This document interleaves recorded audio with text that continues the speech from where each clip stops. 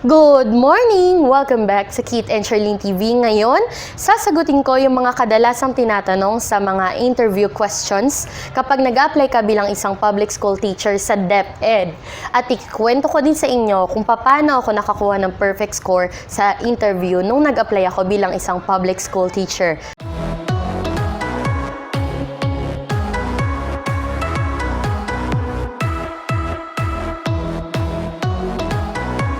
Alright, without further ado, so we know that DepEd interview on the ranking process will give you paano ko nga ba ito na perfect, nagsama-sama ko yung mga tanong, and I'm gonna answer that questions later. Alright, ano ba yung mga dapat mong asahan sa interview? Of course, you need to activate your prior knowledge about teaching. You also need to activate your knowledge and memory about your experiences because a lot of questions will be about your experiences. Ngayon, paano kung wala kang teaching experience? Malabo yun kasi lahat naman tayo, di ba, nag-on-the-job training. We have experience being interns on different schools that we are deployed in. So, lahat tayo may experience. Ito na yung mga tanong na yon.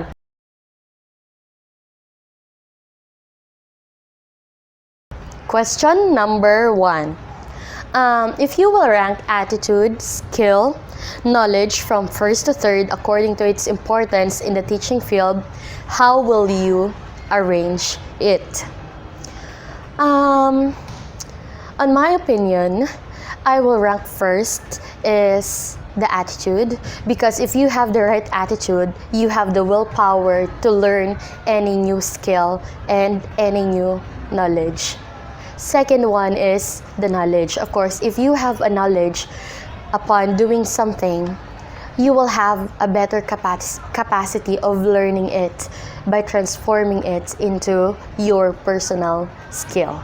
Above all, what's the most important for me is the attitude. If you have positive attitude towards work, then everything will follow. Question number 2. What is your reason in applying in DepEd?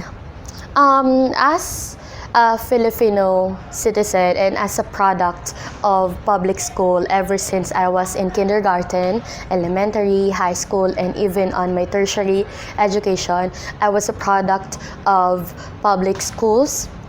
I kind of feel this something inside me that I would like to bring back something to the society. I would like to help the Filipino children. I would like to impart knowledge. And aside from that, I know that being a DepEd teacher gives me more opportunity to help those who are in need. Although I am not rich, of course. I am not that really capable of helping people in terms of money and financial stability, but I know that my perseverance and my willingness to offer my service to the public will be a great help to the citizens of my city. Okay, question number 3. What is the most difficult thing that you encountered in your teaching experience? Alright, so this question, huwag kayong basta kikwento lang ng mahirap na naranasan ninyo. Wala silang pakialam kung gaano kahirap yung pinagdaanan mo. What they want to hear is how you face that problem, that difficulty. Of course, I will answer that personally. I don't have any teaching experience. The teaching experience that I have is just about my internship, my own on-the-job training, OJT, on a private school here in our city. The most difficult thing that I've encountered is I was assigned in a private school, and it's not just a private school, it's a private school for those students who are really sons and daughters of professionals. So it's very hard for me as an intern to gain their trust and their confidence towards me. So what I needed to do that time is to show them that the information that I am presenting are all reliable, that I am fully more than 100% prepared for our lesson day by day, that even though I am really below them in terms of social class, they can trust on me with their education. Kasi ayoko mapahiya eh. Ayoko mapahiya dun sa OJT ko. Biguin mo, mag-OJT ka. First thing na sinabi sa akin ng cooperating teacher ko, "Ma'am, ayusin mo ha, kasi yung huling nag-OJT dito, binalik ko sa school nyo." Oh my God. Kinabahan ako. Terror talaga daw siya, pero naging mabait siya sa akin kasi natuwa siya sa performance ko. I did my best and I prayed every day. Naging kapalagay ang loob ko pati yung mga bata dun sa school na yun. Baka naman po may mga napulot na kayong sagot dito. Huwag niyo po kalimutan i-click yung subscribe button para naman maramdaman ko na may natututo sa channel na to at makagawa pa ako ng mga iba pang videos. Please po, subscribe niyo na po ito or like niyo din. Kung may comment suggestion or kung may topic suggestion, comment down below. If you will be assigned to a remote area, is it okay for you? Oh yes, because I know that public service is not choosing any location, any direction. Anybody here in the Philippines deserves to have a passionate teacher, a dedicated teacher who will teach them no matter how bad the situations are. So, yung sagot na yun, hindi ko lang sinagot yung tanong nila. Kailangan may JP pitch mo din, ibebenta mo din yung sarili mo. Diba? Kung di ka naman nag-apply bilang teacher, ito naman yung video na ginawa ko para sa regular interview para sa mga nag-apply ng trabaho. Okay, for our next question is, what is an efficient and an effective teacher? What's the difference?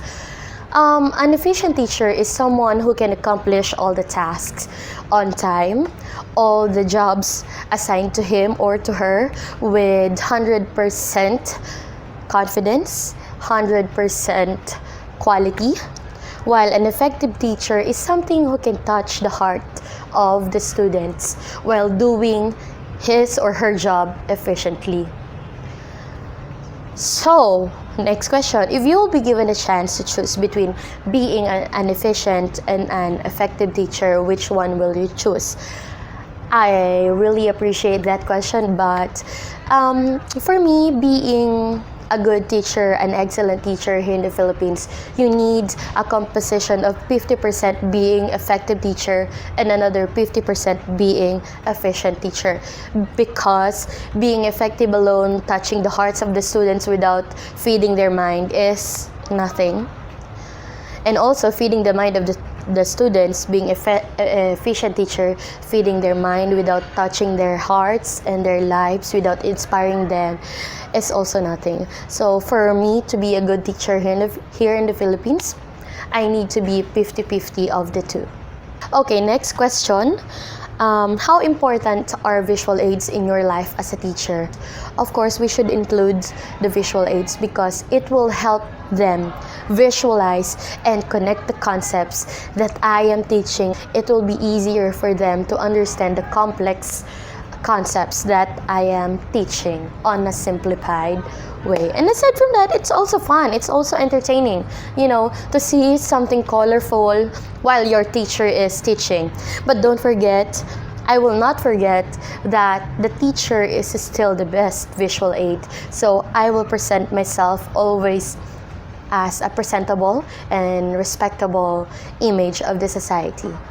Again, di ko lang po sinagot yung tanong. Binenta ko pa po yung sarili ko dun sa tanong. Kumbaga, binuhat ko yung sarili kong bangko kasi interview ko to eh.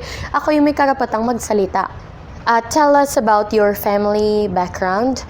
This question, I will not answer it anymore, but let me tell you that this question is not about you, but it's just about your communication skills. They are just trying how well can you explain different concepts. Of course, being a teacher involves a lot of explaining from time and time again. Okay, next question is, we have, aside from your area of specialization, what other subjects are you confident to teach? Aside from English, I am confident to teach science and math because, English also involves concepts and processes that can be found on science and mathematics. And aside from that, I also like those subjects inspired by my previous teachers when I was in high school and college. Diba, doon naman sa sagot na yon, ano naman, kumbaga binigyan ko ng credit yung mga teacher ko dati. Ibig sabihin, dati pa lang pala, gusto ko na maging teacher, tinitingnan ko na sila. Pinakita ko yun sa panel. What makes a great teacher? For me, a great teacher is someone who feeds the mind, who imparts knowledge to the young minds of the students. And aside from that, it is the one who can touch the lives of the students, who will make the students feel that they belong to a society that really cares for them. A great teacher is someone whom the students will choose to talk about their personal problems with. I think what makes the greatest teacher is someone who believes in a supreme being, with the greatest teacher of all, Jesus. That are the components of a great teacher for me. Where do you want to be assigned? If I would be given a chance to choose where I will be assigned, I will choose, of course, the nearest school to my house. Why? Because I would like to be there whenever there's an emergency on the school. I would like to be the person who will address that kind of emergency if the school will be used as a relocation site in times of emergency. If the school is on fire, of course, wag naman sana. Of course, I would like to be there to save all of the important documents.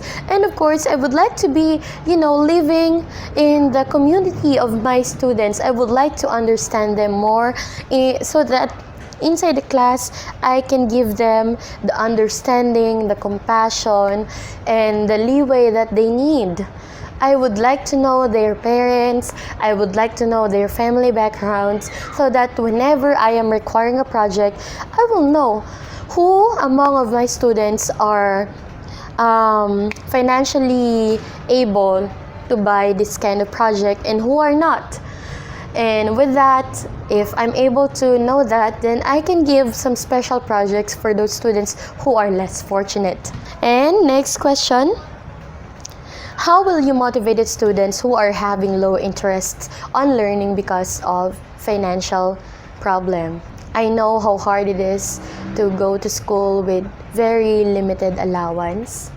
I need to sell some sandwiches, some dried mangoes in order to earn some extra amount for my projects. I will tell them my story. I will tell them that not everyone is born rich. Not everyone is able to finish their studies, but those with the heart, with perseverance and dedication, you will do it. You can do it. I will tell them my story about that.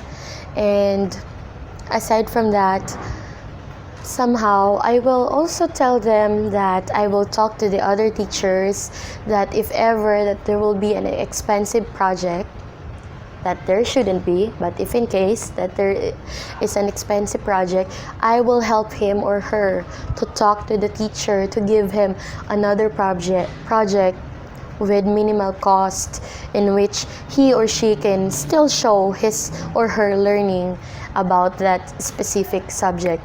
I will give that student a guarantee that money is not the key to success, but education is. Yan, kung hindi mo pa alam kung ano yung mga kailangan mong ipasa na documents bilang applicant sa isang public school, gumawa ako ng video tungkol dyan. Diniscuss ko yan na yung link nasa baba o kaya dito, lalagay ko. And then, kung di mo pa alam ang proseso, ang pointing system, nasa baba din yung link at ilalagay ko din dito. Hi, ako nga pala si Tasyo, yung kasama niyong pumunta ng Christmas Village. At sana i-like nyo to and subscribe. Yeah!